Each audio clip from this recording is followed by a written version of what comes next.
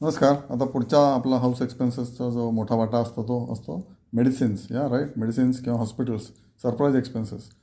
तर त्याच्यासाठी कुठले कुठले आणि टिपिकली आपला हा खर्च महिन्याला बऱ्यापैकी असतो, 10-15% तरी असतो. त्याच्यामध्ये मग काय आता बघायचं तर P&G हेल्थ हा एक चांगला शेअर आहे, P&G हायजीन हा दुसरा शेअर आहे, ओके, अमृतांजन आणि बरेच फार्मा. तुम्ही ETF पण घेऊ शकता आपले मेडिकल एक्सपेन्सेस सबसिडाईज करण्यासाठी.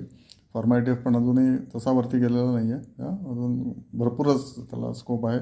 आणि ज्या रेटने आपल्या हॅबिट्स चेंज झालेल्या आहेत, बॅड हॅबिट्स आपण अंगीकारले आहेत, त्या रेटने फार्माचे शेअर्स तर नक्कीच वरती जाणार, कारण we will need more and more medicines. Indian diaspora 140 कोटी लोकांना मोर अँड मोर मेडिसिन्स लागणार, हॉस्पिटलायझेशन लागणार.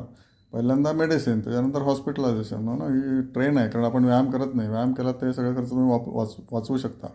आपल्या आईवडिलांनी किंवा टिपिकली आपल्याला माहिती असतं की व्यायाम is the best solution to avoid medical expenses. At least आता तुम्ही जर व्यायाम कराल तर ते 10 वर्षानंतर तुम्हाला एक्सपेन्सेस जे आहेत ते कमी होतील किंवा लागणारच नाहीत. रोज जर तुम्ही 12 नमस्कार घातले, टाईमवर झोपलात आणि घरचं अन्न खाल्लं तर तुम्हाला मेडिकल एक्सपेन्सेस खूपच कमी होऊ शकतात. आपल्याला माहिती आहे दम लागेपर्यंत व्यायाम करायचा आहे, पण आपण आपलं म्हणतो की 10-20 मिनटं चालून आला मी व्यायाम करतो. That is wrong. तर मेडिकलसाठी तुम्ही तरतूद करा स्वतःच्या. त्याच्यानंतर आपण सारख्या डॉक्टरकडे गेलो की पहिल्यांदा ते म्हणतात ब्लड टेस्ट करून या टेस्ट करून या. काही टेस्ट इतक्या मागण्यात की 5-5 हजार रुपये तुमचे जातात. 5 हजार रुपयासाठी तुम्हाला सबसिडाईज करायलाच पाहिजे. कुठल्या कंपन्या आहेत? डॉक्टर लाल पॅथलॅब आहे, ओके, मॅट्रिमोनी नाही, कुठलं मेट्रोपॉलिस लॅब आहे, ओके. या 2 कंपन्या आहेत की ज्याच्यामध्ये तुम्ही ट्रेंड बघा, चार्ट बघा आणि त्याप्रमाणे त्याचा हाय बघा, आणि तो हाय जाण्याची शक्यता आहे आता पुढच्या 6 महिन्यामध्ये. तुमच्या एक्सपर्टला विचारा. नंतर हॉस्पिटल कंपनीज इतक्या पोत्याने हॉस्पिटल निघालेत.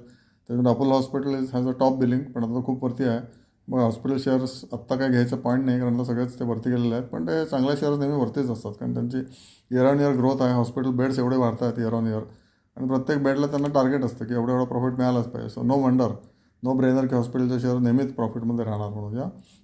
त्याच्यानंतर किचन एक्सपेन्सेस किंवा आपले house hold gadgets, okay, telephone, AC, kitchen, काय तर शेगड्या बदला, नंतर फॅन बदला, वॉशिंग मशीन बदला. त्याच्यासाठी कुठल्या कंपन्या आहेत तर डिक्सन, वोल्टाज, नंतर Hawkins pressure cooker, TTK Prestige आत्ता खाली आलेलं आहे for the reason that they are declining profits. Crompton, Havells fans, okay, क्रॉम्प्टनचे पण फॅन असतात. बॉश वॉशिंग मशीन, आणि बरंच आपल्या होम अप्लायन्सेससाठी बॉश ही कंपनी रिनाउंड आहे. तर तुमचे हे जे हाऊस व्हाईट गुड्सचे एक्सपेन्सेस आहेत की जे आपण सारखे करत असतो किंवा बदलत असतो दर 10 वर्षांनी, त्यासाठी हे शेअर्स उत्तम आहेत.